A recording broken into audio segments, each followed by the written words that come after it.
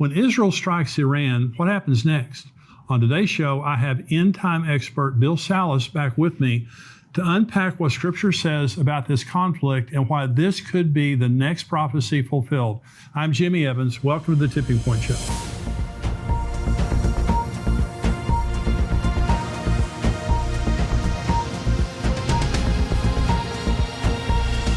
Welcome to the Tipping Point Show. I'm Jimmy Evans. I'm so glad that you've joined me today. Remember, I've got a new book out that is called Look Up. If you haven't ordered that yet, you can get that on exomarriage.com or you can get it on amazon.com. I believe it will bless you. We're also going to Israel next year at the end of this year, November and December. That information is there on your screen. We would love to have you join us on that trip. It's going to be a blessing. Now, I have joining me again today, best-selling author, end times expert Bill Salus. He was with me last week, and we were talking about this Iran prophecy, this Elam prophecy, and we're going to be talking about it again today. He is the founder of Prophecy Depot Ministries. He's written 11 books, produced 14 DVDs. He's an author and speaker that I've learned an awful lot from over the years. He's a researcher, very good teacher. I'm glad to have him joining me today to discuss a very important prophetic event, which is also a book that Bill has written called Nuclear Showdown in Iran. Bill, thank you for joining me again today. Jimmy, what a time to be alive. Right? I know it, my gosh. It's exciting. You know, it's prophecy is John Walvoord, Dr. John Walvoord, who was at the Dallas Theological Seminary. He was considered, I think, the scholar, the prince of scholars in the end times. He located 1,000 prophecies in the Bible. He actually wrote a book called Every Prophecy in the Bible that people can get.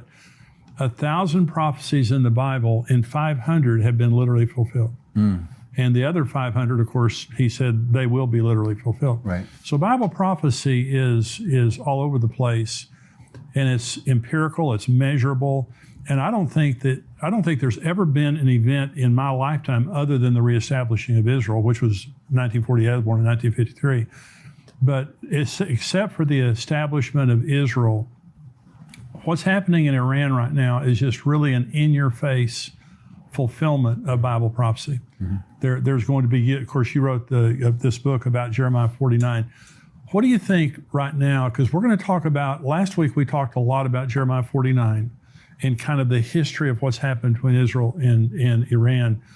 What do you think right now is the most significant thing that's happening related to Israel and Iran? Absolutely. And I would also like to, before we start on the laying the whole thing out, maybe give them a quick recap. I can do it real quick about our show last week in case they didn't Absolutely. See it. Jeremiah 49 verses 34 through 39 speaks of 6 verses, speaks about a disaster that happens, probably nuclear, in Iran, mainly around the western side of Iran, by the Persian Gulf over there. What happens is a time comes where the Lord gets fiercely angry with Iran. He brings about a disaster. The reason he's angry is because there's bad leadership, because he says he will destroy from there the kings and the princes, and he'll bring about a disaster. And the way the disaster happens is he's going to break the bow. He's going to stop the missile launching capabilities that Iran currently possesses at the foremost of their might, meaning probably their nuclear program, so that they won't be able to launch something lethal somewhere, probably Israel is our concern. Right. He's going to prevent that from happening at a time when Iran has a menu of enemies, and they do today with Israel, the international community, America, the Gulf states of the Arab states over there, Saudi Arabia, etc. And that's sort of a nutshell of the prophecy. The good news is the exiles who get dispersed as a result of that disaster will someday be restored their fortunes back into Iran. That is a lot of Iranian Christians who've converted from Islam, very excited. But that's sort of the nutshell version of the prophecy. So now we can talk about, well, how do we get from here to there in this program? Yeah, and so you've written a book, The Nuclear Showdown in Iran, which is talking about the Elam, the prophecy, Jeremiah 49, concerning Elam. You've also written a book about the Psalm 83 war, which also is a part of this scenario. I mean, it's a part of the end time scenario. And then, of course, Ezekiel 38 and 39 talks about the coalition of nations, Russia, Persia, which is Iran, Turkey, all this coalition of nations. So there's going to be a succession of these wars. Now, do you believe that the war this Elam prophecy, which is really the destruction of Elam, do you believe that that precedes Psalm 83? I do. Tell me why. My radar right now is a sequence of prophetic events. Like you said, Israel 1948 was the last literal fulfillment of a prophecy. They're celebrating their 75th anniversary this May. It's amazing. And I think the next prophecy is going to happen probably even this year, maybe this Iran prophecy. And it won't be another 75 years until the subsequent one. I believe at that point, like birth pangs, they're going to be becoming more intense and come more frequently, and you can't stop them. And Jesus used the analogy in Matthew 24, verse 8, end times would be like birth pangs, right? These types of events. Right. So what I'm looking at right here, because what we see going on with Iran's nuclear program, we went through a whole history of the last 10, 13 years of Israel's concerns about Iran's nuclear program. I believe they've got to no longer act covertly, but going to act overtly against Iran, and they're going to attack Iran's nuclear program. They've been training for it. They've got money for it, and they're prepared to do that. But they also know when they do that, they will create probably a proxy war around them with Hezbollah to the north, who has 150,000 missiles, some of them precision-guided, pointed at Israel that they could fire about 3,000 missiles a day. You also have Syria, right? Iran's proxy Syria with Bashar al-Assad, who used chemical weapons over 300 times in their Syrian revolution. Wow. A serious threat to Israel. You have the Hamas down by the Gaza area there, Iranian proxy, who says they can send 1,000 missiles a day into Israel to match what Hezbollah is doing from the north. So Israel's surrounded. You have the Houthis way down beyond Saudi Arabia, down in Yemen. They say we also now have precision-guided missiles from Iran that could hit Tel Aviv. You have Shiite militias in Iraq and more. So I'm saying at this point, Israel has to act. They've got to probably preemptively act, maybe even unilaterally. Well, their options are all terrible. If they don't do anything, Iran is going to strike them with a nuclear weapon. They've said they will. They've been trying to get nuclear capacity, which they either are there, they're very close to being there. Now, on the last program, Bill, you were talking about how they have attacked Iran's nuclear facilities over and over, killed their nuclear scientists, all those things like that. And so Israel knows what's happening in Iran. Do you believe that? I mean, in their nuclear program. I absolutely do. Matter of fact, the Mossad had confiscated 100,000 documents of Iran's nuclear program back in, they released information on that in April of 2018. So they can get in there and they can get the information they want. So I think they're pretty well aware of the status and progress of Iran's nuclear program. So I'm saying that to say they know when to strike. They know how close Iran is to getting the nuclear warheads, so they know when to strike. It seems as though that because of the rhetoric of Israel and Iran, that's getting pretty close. They're getting pretty close. So if Israel doesn't strike, one nuclear strike from Iran to Israel is pretty much game, set, match if they hit the right place. So Israel, they can't do that. So their other choice is to bomb Iran, which immediately starts all the proxies going on. Right. Now, do you believe that's the Psalm 83 war? I believe, here's how I would lay this out, Jimmy, if I can. I've got it down to a few-minute version. You can. Right? I've been done enough of these shows, right? Israel and Iran go toe-to-toe. Israel probably preempts the strike.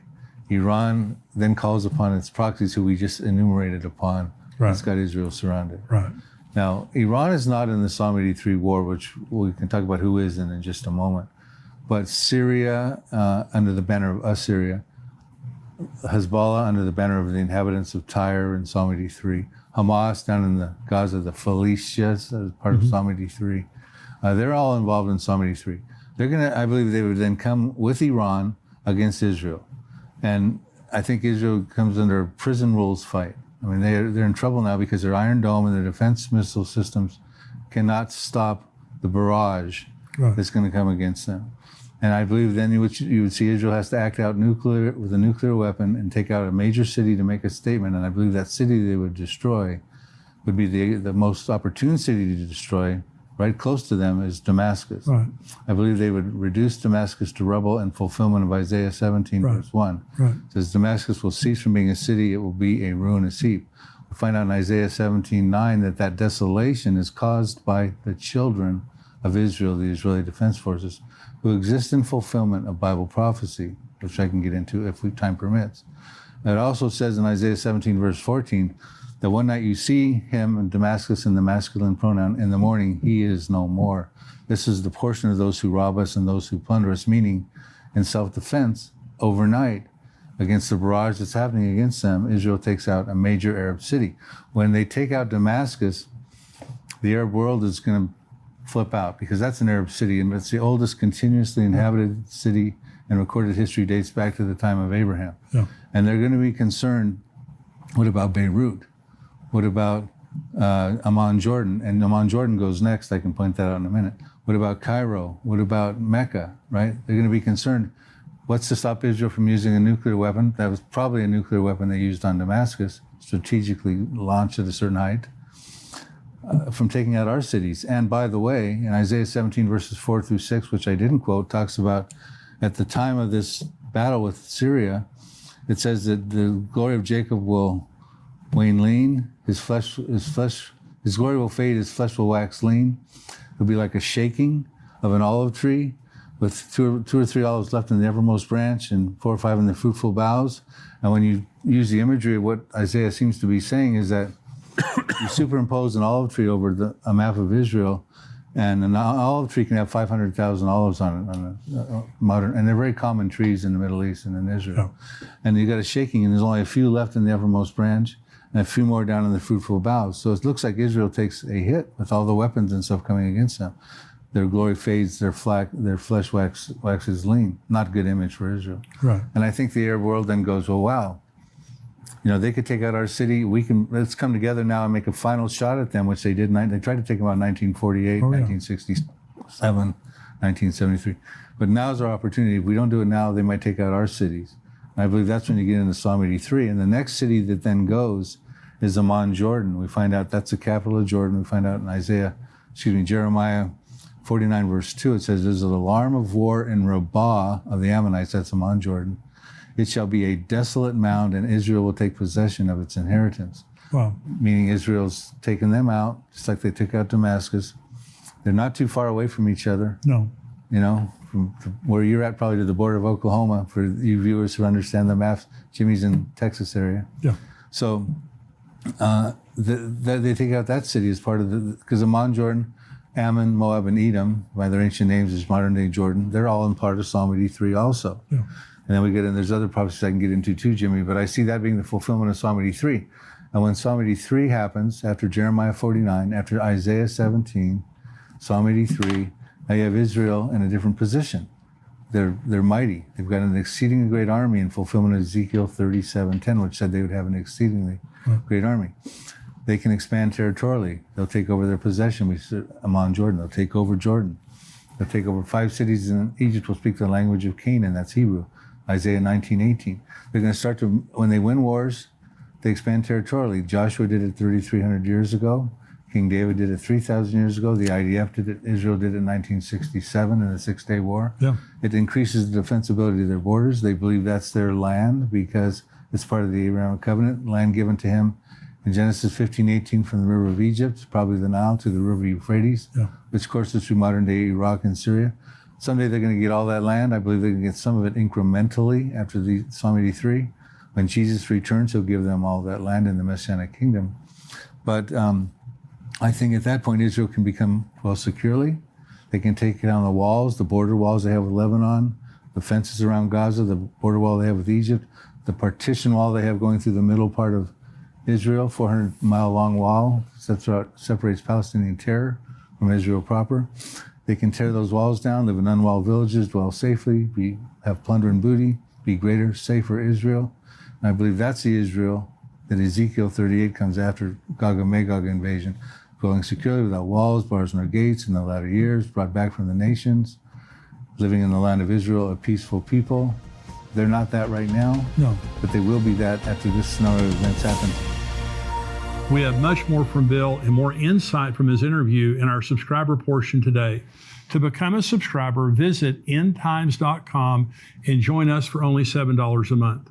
Along with the rest of today's interview, you'll get access to all of our End Times articles, shows, and teaching. Join us at endtimes.com today.